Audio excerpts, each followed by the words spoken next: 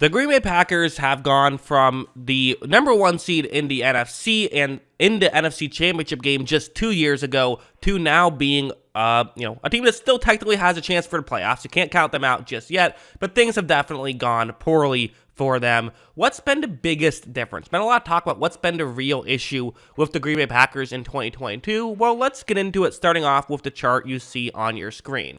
This is where Green Bay ranked in every single positional category the past 2 years, according to Pro Football Focus. So again, I know PFF, not everyone's cup of tea, but I tend to think they're pretty good and at least can give us a general guideline. So the first thing you notice is that in some areas, they've actually gotten better this season, including, according to this, passing. Now, worth noting with the passing stuff, part of that was there was a couple of Jordan Love games actually last year that kind of brought the average down in 2021. I believe that Rodgers was still he was still one of the better passers in the NFL last year. I think it was like top 3.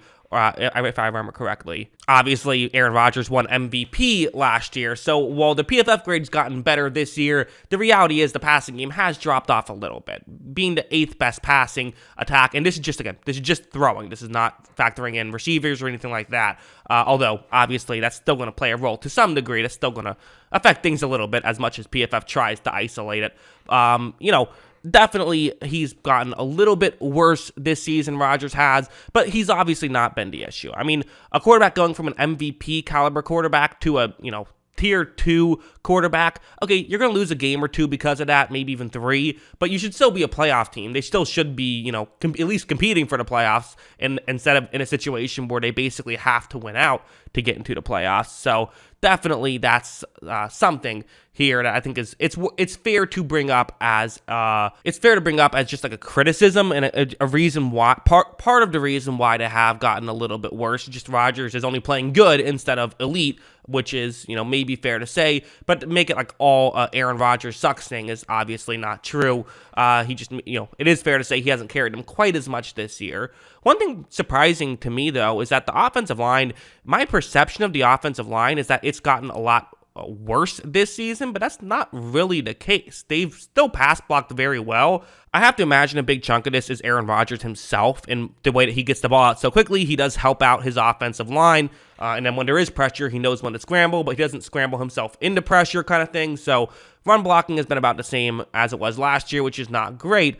But the running game has still been effective due to the great running backs, as third best in football the past 2 years for Green Bay. No difference there. The biggest jump onto offense still is the receiving core. And, we kind of talked about how, I think all season, it was the Christian Watson narrative of early on, Christian Watson didn't look great. He wasn't performing well, wasn't producing too much, and that was a big issue for the Green Bay Packers. But one thing we saw was that teams were playing this cover one man play a lot, leaving the sidelines open for a deep threat to potentially happen. And we were wondering, once Christian Watson gets back and kind of gets healthy and gets into the thick of things, could he potentially be the guy who can take the top off the defense and who can get some splash plays? And he absolutely was, and he was able to get all those touchdowns, and he just played well in general. That being said, that has not been enough to make this a good receiving core. Although, it also is worth mentioning, it has not been a garbage receiving core either. Yes, according to this, it's bottom 10, but it is 10th from the bottom. So it is, it's been okay. There has been some value there. I do think that all that stuff combined, yes, Aaron Rodgers, instead of being, MVP, being quarterback 8 according to PFF, that's a bit of a step back. I think that's fair to say, and you expect to lose some games because of that. Yes, the receiving core going from a tier 2 receiving core to a tier 4 receiving core, that is a step back, a pretty significant step back, and that could be the difference between being the 1 seed and being out of the playoffs. But still, it shouldn't be by that much. The defense is the other factor here, as really the run defense has been kind of the biggest issue, I would say. I think that, the addition of Quay Walker has maybe been subtraction by addition to some degree, because he has,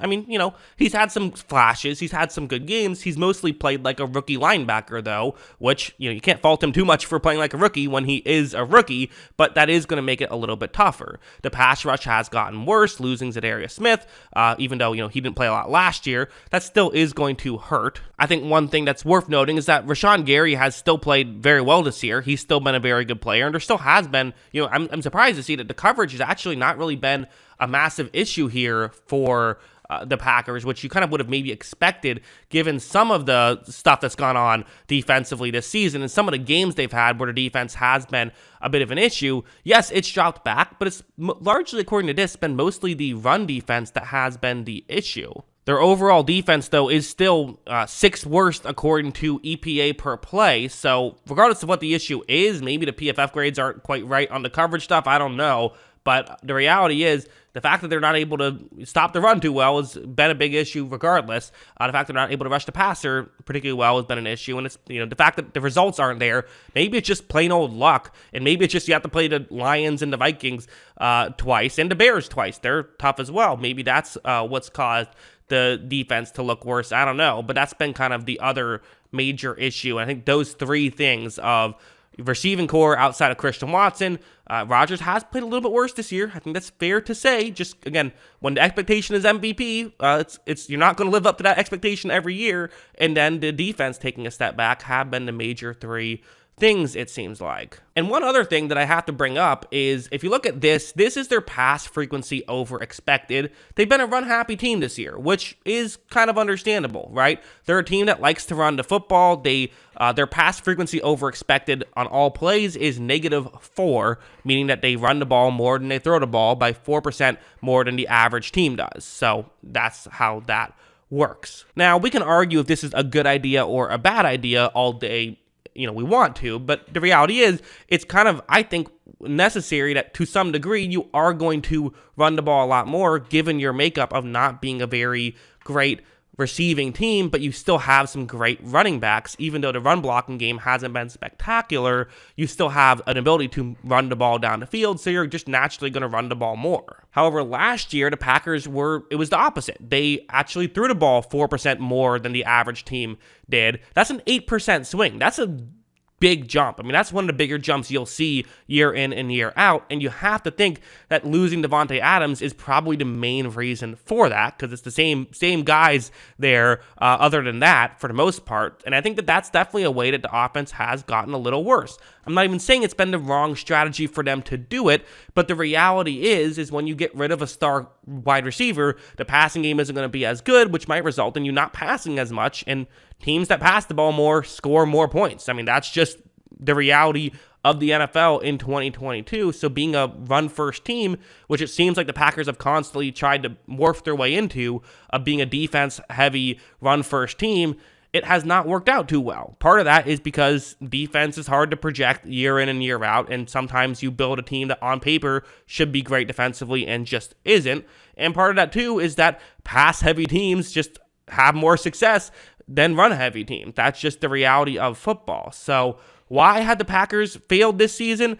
To me, it really comes down to their decision they made seemingly a couple years back to turn this into a more run-heavy team and more defensive-oriented team, when if you have a star quarterback, you should be a pass-heavy team. It should be that simple. At least that's what I think. What do you guys think? Let me know in the comments below. Always love hearing from you. And of course, as always, thanks for watching.